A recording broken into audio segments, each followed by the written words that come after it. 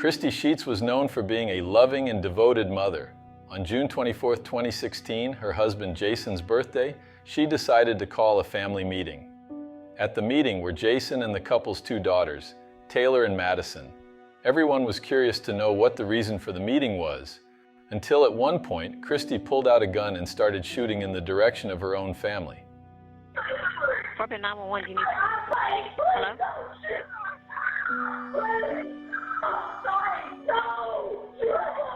Hello?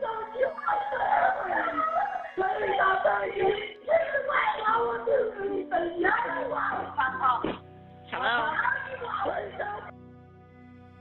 But what made her do this? Why would a loving and dedicated mother go to such lengths? That's what we're going to find out now. Hey everyone, how are you doing? Welcome back to my channel. And in today's video, I'm going to talk about a case that happened in Texas in 2016. So without further ado, let's get into the video.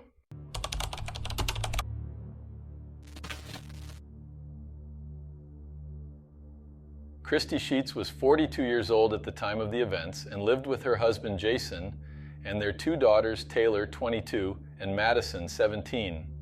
The family lived in the suburbs of Houston, the most populous city in the state of Texas in the United States.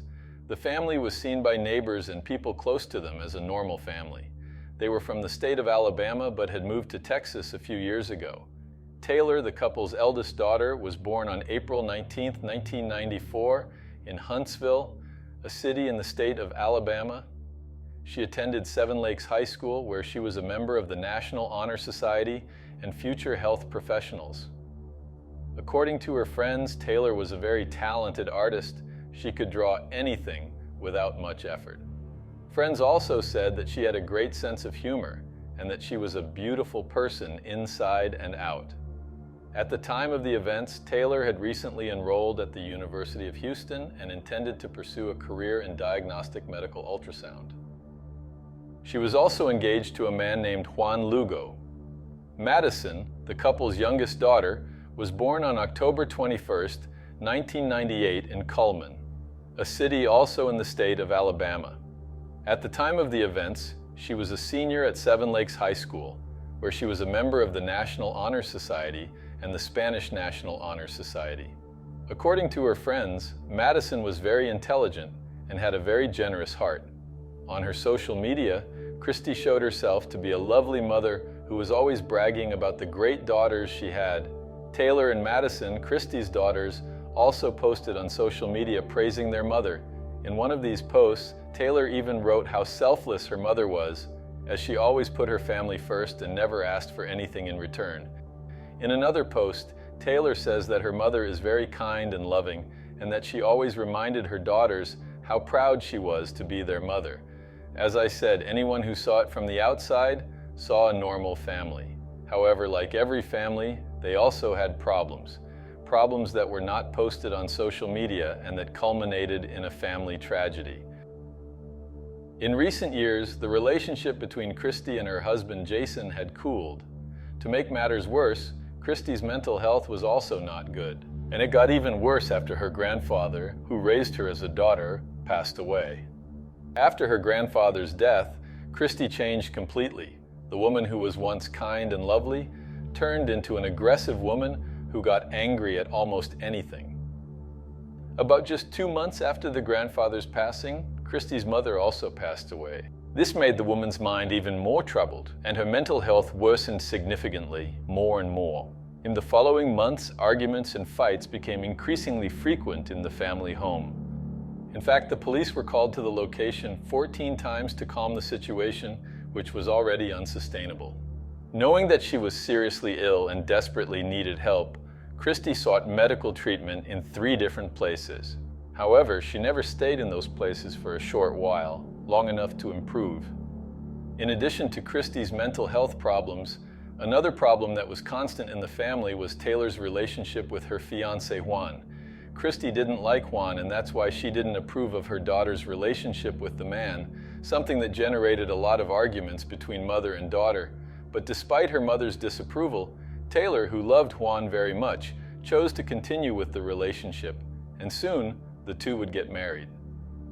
On June 24th, 2016, it was Jason's birthday, Christy's husband, and a special celebration, just 3 days before Taylor's wedding to Juan. On that day, Christy demanded that Jason punish and forbid Taylor from seeing her fiancé. That way, they wouldn't be able to get married. Jason found all of this simply absurd and refused to comply with his wife's demands. He told her indeed that their daughter was old enough to make her own decisions and choices, and that it made no sense at all to want to keep her away from her fiancé. After that, Jason and Christy had a small argument in which he told her not to ruin his birthday. Christy went silent and didn't bring up the subject again. But in her mind, she began to plan something truly terrible. At around 5 p.m., Christy called a family meeting in the living room. Jason found that strange and had the impression that his wife would tell their daughters that they were getting divorced, but what would happen there was much worse than that. With everyone gathered in the living room of the house, Christy demanded that Jason apologize to her and go back on his decision not to ban Taylor from seeing her fiancé. Jason again refused. He refused to apologize to his wife and also refused to meet her demand regarding Taylor. After that, Christy, overcome with anger, reached under the sofa cushion and pulled out a pistol. Christy had gotten this weapon through her late grandfather. From the looks of it, this weapon was a part of the inheritance left to her. She had tried months earlier to acquire a firearm legally, but due to her mental health, she was not allowed to have one.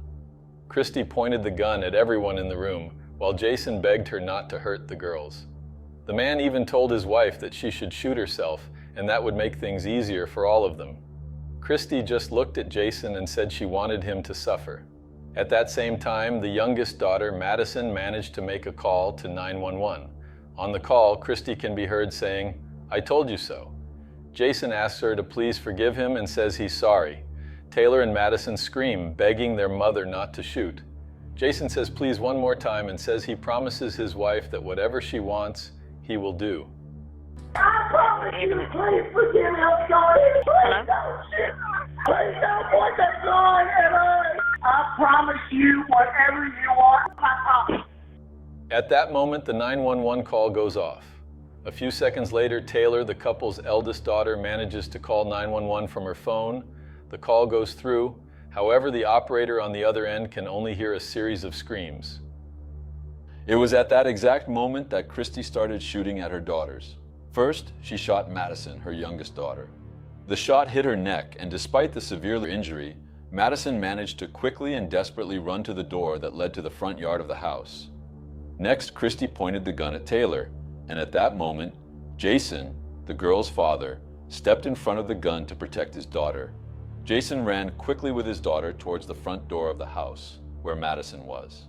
He quickly opened the door so that he and the daughters could run to a safe place. Meanwhile, Chris was behind them, firing continuously, without stopping.